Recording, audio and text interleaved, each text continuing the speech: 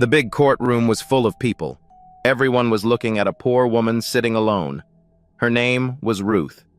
She was crying because she was going to jail for life. But then, a small boy stood up. "I want to talk for my mama," the boy said loudly. Everyone turned to look at him. He was only 12 years old. His name was Timmy. "Mama, I will save you.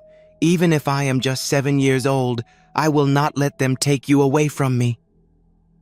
These words came from little Timmy's mouth as he held his mother's thin hands through the cold prison bars. His small fingers could barely wrap around her bigger ones, but his love was bigger than anything in the world. In a small village called Ogbomoso, there lived a woman named Ruth with her 7-year-old son, Timmy. They were very, very poor. So poor that sometimes they would sleep with empty stomachs, listening to the sound of their own hunger. Ruth worked as a cleaner in rich people's houses. Every morning, she would wake up before the sun came up and walk for 1 hour to reach the big houses where she worked. She would scrub floors, wash clothes, and clean bathrooms for just 500 naira a day. That money was not even enough to buy good food for her and little Timmy. Their small house had holes in the roof. When it rained, water would pour inside like tears from heaven. They would put old pots and buckets everywhere to catch the water. At night, they would sleep on a thin mat on the floor, covering themselves with old clothes because they had no proper blanket. "Mama, why don't we have money like other people?" Timmy would ask his mother every night. Ruth would pull him close and say, "My son, we may not have money, but we have each other. That is worth more than all the gold in the world." But where was Timmy's father? This question always made Ruth cry silent tears when she thought no one was looking. Timmy's father, Adebayo, had left them when Timmy was only 2 years old. He was a weak man who could not handle being poor. One day, he just packed his few clothes and disappeared like smoke in the wind. "I cannot live like this anymore, Ruth," he had said that terrible morning. "I am going to Lagos to find work. I will send money." But that was 5 years ago. No money ever came. No letters, no phone calls, nothing. It was like he had never existed at all. Ruth never told Timmy the truth about his father. She would always say, "Papa went to heaven to prepare a place for us." But deep in her heart, she knew the truth hurt more than any lie. Sometimes, late at night, Timmy would ask, "Mama, when will Papa come back from heaven to take us there?" Ruth would hug him tight and whisper, "Soon, my baby, very soon." But her tears would fall on his little head like rain. In their village lived a very rich woman called Mrs. Catherine. She owned many houses, many cars, and had more money than she could count. But her heart was as cold as ice and as hard as stone. Mrs. Catherine hated poor people. She believed that being poor was like having a disease that could spread to her. She would always say, "These dirty poor people should not live near us rich people." Mrs. Catherine had tried many times to chase Ruth and Timmy away from their small house. She wanted to buy the land to build a big shopping center. But Ruth's house had been in her family for many years, so she could not just leave. "That dirty woman and her useless son must go," Mrs. Catherine would tell her driver. "I will find a way to remove them like weeds from my garden." Mrs. Catherine was not just rich, she was also very smart in a wicked way. She knew many important people, judges, police officers, and government officials. They were all her friends because of her money. One sunny Tuesday morning, Mrs. Catherine called her lawyer, Mr. Babatunde. He was a tall, thin man with small eyes like a snake. He only cared about money and would do anything for the right price. "Mr. Babatunde," Mrs. Catherine said, sitting in her big office chair, "I want you to find a way to put that poor woman Ruth in prison. I don't care how you do it, just do it." Mr. Babatunde smiled an evil smile. "Madam, leave everything to me. I will make sure she goes to prison for a very long time." The next week, something terrible happened. Mrs. Catherine's expensive gold necklace went missing from her house. It was worth 2 million naira, more money than Ruth would see in her entire life. But Mrs. Catherine was not really sad about the necklace. In fact, she had hidden it herself. This was all part of her wicked plan to destroy Ruth. On a cold Wednesday morning, 6 police officers came to Ruth's small house. They were big, scary men with angry faces. "Ruth Adeyemi, you are under arrest for stealing Mrs. Catherine's gold necklace," the chief police officer said in a loud, mean voice. Ruth's heart stopped beating for a moment. "What? I did not steal anything. I am an honest woman." But the police officers did not listen. They grabbed her hands and put metal handcuffs on her wrists. The handcuffs were so tight they hurt her skin. Little Timmy ran to his mother and hugged her legs tightly. "Mama! Mama! Don't take my mama away!" he cried, tears streaming down his small face like a river. "I did not steal anything," Ruth kept saying. "Please believe me, I would never steal." But the police pushed her into their van like she was a dangerous criminal. Through the back window, Ruth could see her little son running after the van, crying and screaming, "Mama, come back! Come back!" That image of her crying son would hurt her heart every single day she spent in prison. The prison was like a place from a nightmare. It was dark, cold, and smelled terrible. There were many women there. Some were real criminals, but some were just poor people like Ruth, who had been trapped by rich people's lies. Ruth was put in a small room with 10 other women. They had to sleep on the hard floor with no pillows or blankets. The food was like eating mud. It had no taste and sometimes made people sick. Every night, Ruth would cry quietly so the other women could not hear her. She would think about little Timmy alone in their house with holes in the roof. Who was taking care of him? Was he eating? Was he cold at night? "Oh God," she would whisper in the darkness. "Please protect my little boy. He is all I have in this world."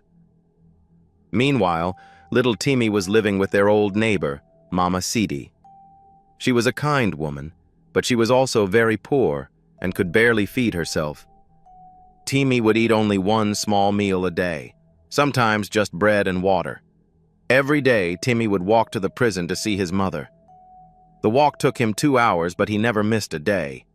His small feet would hurt, and sometimes he would be so tired he would almost fall down, but nothing could stop him from seeing his mama. After 1 month in prison, Ruth's court case began. The courtroom was a big, scary place with high ceilings and many serious-looking people in black robes. Mrs. Catherine came to court wearing her most expensive dress and jewelry. She wanted everyone to see how rich and important she was. She sat in the front row with a proud, mean smile on her face. Mr. Babatunde, her lawyer, was very good at his job, the evil part of his job. He had prepared many lies to make Ruth look guilty. But Ruth had no lawyer. She could not afford one. Even the cheapest lawyer wanted 100,000 naira, which was more money than she had ever seen in her life. "Your Honor," she said to the judge with tears in her eyes, "I cannot afford a lawyer. I am just a poor woman. But I did not steal anything. I swear on my son's life." The judge was an old man who looked tired and bored. He did not seem to care about poor people's problems. "If you cannot afford a lawyer, you will have to defend yourself," he said in a cold voice. How could a poor, uneducated woman defend herself against a smart, expensive lawyer? It was like asking a small ant to fight a big elephant. Mr. Babatunde stood up like a proud peacock and began telling his lies to the court. "Your Honor, this woman Ruth Adeyemi is a thief. She worked in Mrs. Catherine's house and stole her precious gold necklace worth 2 million naira. We have witnesses who saw her take it." But these witnesses were all Mrs. Catherine's friends who had been paid money to lie. They came to court wearing expensive clothes and told the same lies with straight faces. "Yes, I saw her put the necklace in her bag," said one fake witness. "She always looked at Mrs. Catherine's jewelry with greedy eyes," said another liar. Poor Ruth sat there listening to all these lies, and her heart was breaking into a million pieces. She had never stolen anything in her entire life. Even when she was very hungry, she would never take even a grain of rice that did not belong to her. "These are all lies," Ruth cried out. "I am an honest woman. I have never stolen anything." But who would believe a poor woman against all these rich, well-dressed liars? The judge looked at her with cold eyes. "Do you have any witnesses to prove your innocence?" Ruth's heart sank like a stone in deep water. She had no money to bring witnesses. All her friends were poor people like her, and they were afraid to speak against rich Mrs. Catherine. "No, Your Honor," she whispered, feeling like the world was ending. After listening to all the lies, the judge made his decision. He hit his wooden hammer on the table with a loud bang that sounded like thunder. "Ruth Adeyemi, I find you guilty of theft. You are sentenced to life imprisonment." Life imprisonment. That meant Ruth would spend the rest of her life in that cold, dark prison. She would never see her little son grow up. She would never hug him again. She would die in prison like a caged bird. Ruth fell to her knees and cried like the world was ending. "No, please, I did not do it. My son needs me. Please don't take me away from my son." But the judge had already decided. The police officers came to take her back to prison. In the back of the courtroom, little Timmy had been watching everything. He was only 7 years old, but he understood that his mama was going to be taken away from him forever. "Mama!" he screamed, running toward her. "Don't leave me! I need you!" Ruth hugged her son one last time, her tears falling on his little head. "My baby, I love you more than life itself. Never forget that your mama loves you." "I will save you, Mama," Timmy whispered in her ear. "I promise I will save you." That night, Timmy could not sleep. He lay on his thin mat, staring at the holes in the roof where stars peeked through like tiny diamonds. His mama was gone, maybe forever. But something was burning in his little heart. It was not anger or sadness. It was determination as strong as iron. "I will save my mama," he said to the darkness. "I don't know how, but I will do it." The next morning, Timmy did something that surprised everyone. He walked to the courthouse and asked to speak to the judge. The security guard laughed at him. "Little boy, judges don't talk to children. Go home and play with your toys." "I don't have toys," Timmy said simply, "and I need to save my mama." Something in the little boy's voice made the guard stop laughing. There was a strength in those young eyes that seemed too big for such a small person. Timmy refused to leave the courthouse. He sat on the steps all day, waiting. Finally, the judge came out and saw the little boy. "What are you doing here, child?" the judge asked. Timmy stood up straight and tall, even though he was very small. "Sir, my name is Timmy Adeyemi. My mama is Ruth Adeyemi. You said she stole something, but she did not steal anything. My mama is good. She would never steal."